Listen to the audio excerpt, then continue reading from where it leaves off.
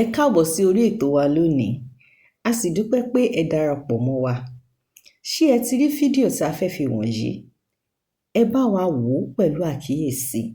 bí a ṣe ń ṣàgbéyẹ̀wò ìtàn pàtàkì kan tí a sì ń ṣí àwọn kókó kan síta tí ọ̀pọ̀ ènìyàn lè má tíì mọ̀. Kí a tó bẹ̀rẹ̀, ẹ jọ̀wọ́ ẹ fi ìfẹ́ yín hàn sí ìkànnì wa nípa fífẹ́ràn fídíò yìí, kí ẹ sì ṣe alábàápín èyí tí òyìnbó ń pè ní subscribe. Kí ẹ tún tan ìkìlọ̀ notification sílẹ̀ kí ẹ má bàa pàdánù àwọn ìtẹ̀jáde wa tó ń bọ̀. Ní báyìí, ẹ jẹ́ kí a wo fídíò náà pọ̀ kí a sì rí ohun tó ṣẹlẹ̀. Ẹ̀yin tèmi, ẹ káàárọ̀, ẹ káàsán, ẹ káalẹ́ gbogbo ibi tẹ́ ẹ ti láǹfààní àti máa wò wá àti káàkiri gbogbo ibi tẹ́ ẹ ti láǹfààní àti máa gbọ́ wá ní dédé àsìkò yìí. Mo tún gbọ́ kinní ọ̀hún dé gẹ́gẹ́ bí ìṣe mi. Àkójọpọ̀ ìròyìn náà ni wọ́n ń pè é lábala àwọn òṣèré tíátà, àwọn òṣèré olórin, àwọn gbajúmọ̀ nílùú lórí ohun tó ń ṣẹlẹ̀ lágbo bẹ̀yẹn náà ni mo tún kó wá sí ojú ìwòran yín ní ọjọ́ tòní. Gẹ́gẹ́ bí ìṣe wa, ẹ dákun ẹ sábà ń wá nǹkan fìdílé tàbí kẹ́ ẹ tún bá mi fìdílé nǹkan ká tún jọ máa kà lọ lónìí. Kí ẹ làwọn ìròyìn tí mo tún kó dé lọ́jọ́ tòní o. Ẹ dákun ẹ já jọ máa wò ní méjì mẹ́ta. Ẹ̀yin kan mú ròyìn tòní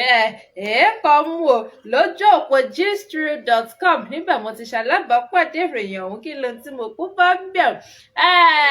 Àwọn twins love ni o. Àwọn náà ni wọ́n fi fọ́nrán fídíò kan léde lójú òpó wọn látàrí bí wọ́n ti pé àwọn náà drop review ohun táwọn rò nípa sinimá àgbéléwò lẹ́yìn tí òṣèré tíátà gbajúgbajà tó sì jẹ́ gbajúmọ̀ lẹ́nu iṣẹ́ rẹ̀ yẹn Mide Martins látàrí eré tó gbé jáde tó sì pé àkọlé rẹ̀ ní ìyá tó fi léde lójú YouTube channel rẹ̀ kan náà ni àwọn ọmọ òun wò tó sì pé àwa lórí ọ̀rọ̀ sinimá ilé ìtọ́ gbé kalẹ̀ àwọn drop review wa pé àǹtí Mide o ń tẹ́ ẹ̀kọ́ ìròyìn eré tẹ́ ẹ̀kọ́ ìkódà ibi tẹ́ ẹ parí rẹ̀ sí kan ló yẹ ká ẹ parí rẹ̀ sí pé gẹ́gẹ́ bí àwọn tá a bá ti wo eré ọ̀hún ń tẹ̀ pé ó ń sọ̀rọ̀ nípa àwọn abiyamọ àwọn bàbá tó jẹ́ pé ńgbà wọ́n bá dà nǹkan sí nǹkan fóbìnrin ńgbà àsìkò bá tó láti dúró láti ṣojúṣe wọn gẹ́gẹ́ bí bàbá nọ́mbà pòórá ní rí wọn mọ́ wọ́n sì lọ fún nígbà bá wá ya àwọn ọmọ padà wá pé àwọn ni bàbá ọmọ àwọn ni bàbá ọmọ wá ṣe láàánú pé inú eré sinimá ọ̀hún làwọn ọmọ náà bá já ìyá wọn jùlọ tó jẹ́ pé bàbá wọn tí ò sí ń bẹ̀ tí òun gbà tí ìyá wọn forí fágbó náà ni wọ́n fara mọ́ làwọn ọmọ ọ̀hún wá ń pè sẹ́rí àǹtí Mide o eré tẹ́ ẹ̀kọ́ yìí ò kódà ẹ̀kọ́ lè dá àní fara mọ́ eré lè tẹ́ ẹ̀kọ́ pé bọ́ọ̀lù ẹ̀sìn àmọ́ pé àwọn ọmọ eléyìí tó jẹ́ wípé ìyá yín ti ń bẹ́ẹ̀ fún yín tó dúró tì yín tó fàyàrán gbogbo náà lẹ wá kọ̀ sílẹ̀ tẹ́ wá pé bàbá yín tó jẹ́ pé ó rìn lọ bí onítàn ṣọ́ǹgì náà ni ẹ̀yin wá pé ẹ̀yin ò fara mọ́ ẹlẹ́yìn mú káwọn èèyàn máa sọ̀rọ̀ àwọn oníkálukú sì ń fi èrò tirẹ̀ sílẹ̀ lábẹ́ comment section pé àfaramọ́ ọ̀rọ̀ fún ohun tó sọ èyí tó bá ṣe lórí ọ̀rọ̀ eléyìí pé àwọn ọmọ kan ń bẹ bẹ́ẹ̀ tó jẹ́ pé kó sóhun tó lè sọ fún wọn tó fi yí ọkàn wọn padà sí bàbá wọn pé ohun tí wọn yóò ṣe báyìí náà ni wọn yóò ṣe bẹ́ẹ̀ láwọn míì pé lóòótọ́ eré sinimá ọ̀hún kan kódà ó dùn ó ní àmọ́ síbẹ̀ àwọn ò faramọ́ bí àǹtí Mide bí wọ́n ti kọ èrè ọ̀hún kí làwọn èèyàn sọ ẹja àjọgbọ́n méjì mẹ́ta. ẹnìkan rèé sórúkọ rẹ̀ jẹ́ Nafisat Sanya-Olu ó sọ wípé even if you try to go back, nemesis will not make the father eat the fruit of his labour. àwọn táwọn ọmọ mi bá òsán lè sọ fún wọn ó padà sọ́dọ̀ bàbá wọn náà ni ṣùgbọ́n ọjọ́ iwájú ń dúró de irú bàbá bẹ́ẹ̀. ẹlòmíì tórúkọ rẹ̀ jẹ́ Ọ̀gbẹ́ni Adéyàmọ sọ wípé it can happen. Some children will teach you the lesson of your life. May it never happen to us is the prayer. ẹlòmíì bẹ́ẹ̀ tórúkọ rẹ̀ jẹ́ Eliza sọ wípé any man who abandons his children doesn't deserve forgiveness.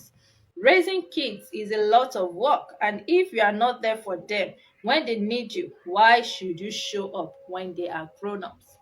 ìbéèrè ńlá tó ṣe pàtàkì ni ò tó sì jẹ́ wípé ó kọ́ gbogbo ènìyàn lọ́gbọ́n wípé ẹ̀yin ọkùnrin ò bẹ́ẹ̀ bá máa dà nǹkan sí nǹkan fáwọn aya yín o ẹ rí i wípé ẹ ṣetán bẹ́ẹ̀ sì ṣàyà gbangba o láti rí pé ẹ dúró ẹ tọ́jú àwọn ọmọ wọn kí wàá ṣe pé ẹ dá gbogbo bùkátà ẹ dá gbogbo wàhálà ẹ dá sóbìnrin nígbà ọmọ bá dàgbà tán di dókítà tán di lọ́ọ̀yà lẹ́wàá máa fi wọ́n yàgàn pé ẹ̀yin náà ni bàbá ọmọ ò pé kókó rí bẹ́ẹ̀ o bẹ́ẹ̀ bá kílẹ̀mù ọmọ lọ́jọ́ iwájú ṣe ni kẹyà ajájọ mọ́ kílẹ̀mù rẹ̀ láti inú òye wa.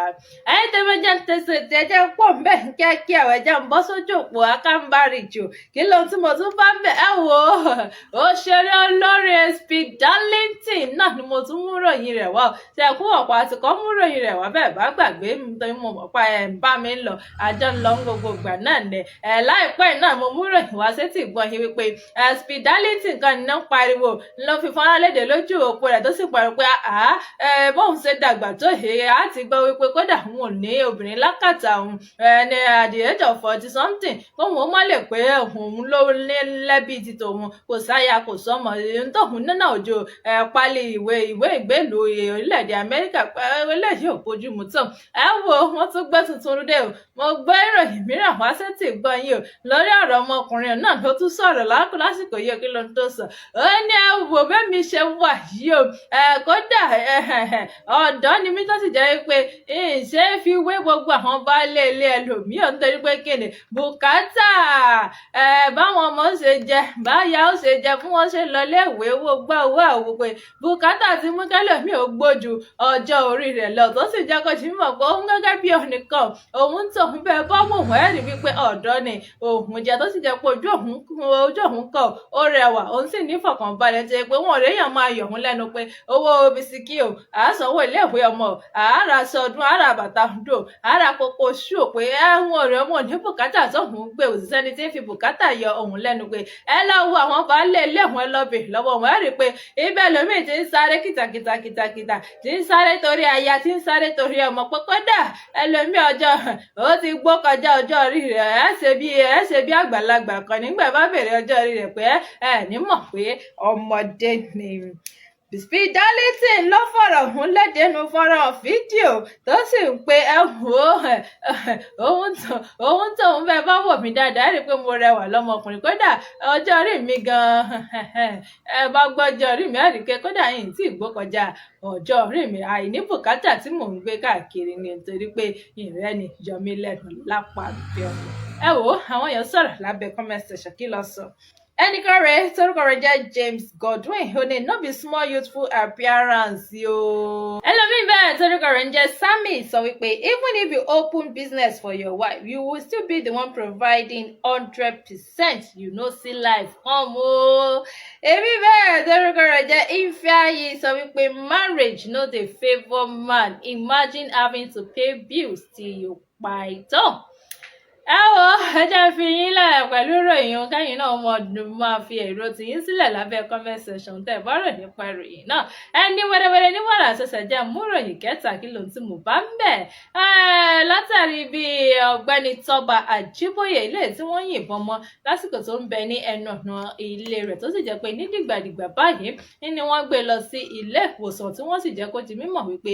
ilé ìwòsàn àkọ́kọ́ tí wọ́n gbé lọ́nkọ́ ni wọ́n rí ọta ìbọn ni wọ́n rí yọ kúrò lára rẹ̀ àmọ́ kò pẹ́ náà ni wọ́n tún gbé kúrò ní hospital ọ̀hún tí wọ́n tún gbé kọjá lọ sí St. Nicholas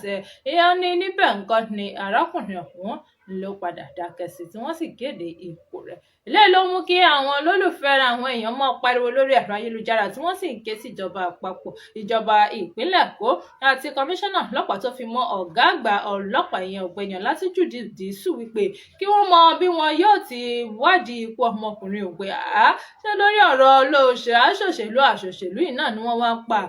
làwọn ń gba ẹ̀mí ara wa sí pé ohun tí ò tọ́ tí ò sì bójúmu tó ni pé ẹ̀yà gbọ́dọ̀ máa wòran báyìí pé àwọn tí wọ́n lọ́wọ́ nínú ikú arákùnrin àwọn tí wọ́n gbẹ̀mí lẹ́nu rẹ̀ àwọn tó ṣiṣẹ́ láabi ọ̀hún kí ìjọba ìpínlẹ̀ Èkó rí wípé àwọn ṣe ìwádìí tó lóòrìn tó múnádóko kí wọ́n jẹ ìtọ́jú òótọ́ wọn kí wọ́n sì rí wípé gbogbo àwọn tó lọ́wọ́ nínú ikú arákùnrin ọ̀hún kan ni wọ́n rí wípé ìdájọ́ tó bá tọ́ báyìí ni wọ́n fi fún gbogbo wọn. ẹ̀yin tèmi ẹ wo kò kú ju báyìí lọ fún ìròyìn tá a mú wá sí etí ìgbọ̀nyín ní abala ọjọ́ ti tòde ìtọ́kù títí gba ìrírí ọgbà tèmi àti yóò ti jọ láǹfààní àtijọ́ pàdé títí dìgbà míì látijọ́ ríra ayọ̀ báyìí látijọ́ fojúkojú nǹkan tèmi ẹ̀ yí padà Ọmọlọ́lá aya Babalọ́lá náà ni mò ń jẹ́ ó dìgbà.